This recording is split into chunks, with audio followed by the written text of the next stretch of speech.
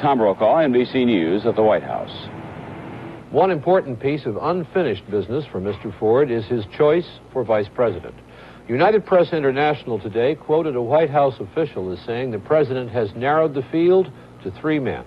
Former Governor Nelson Rockefeller of New York, Senator Howard Baker of Tennessee and Watergate Committee fame, and George Bush, the Republican national chairman. But at the same time today, the White House was getting the recommendations for vice president, which Mr. Ford has requested. John Cochran has that story. A White House aide picked up sealed envelopes containing the preferences of Republican senators for vice president. Those envelopes were delivered by Senator Hugh Scott, who says that Nelson Rockefeller, Barry Goldwater, or George Bush would all be acceptable to him.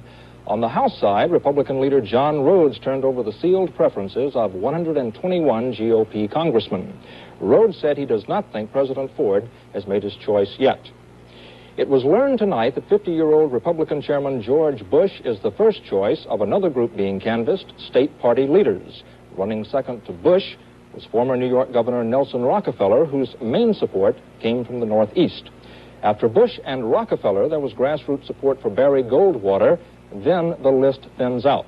Even so, tonight, a Bush supporter said he's afraid President Ford will select a dark horse.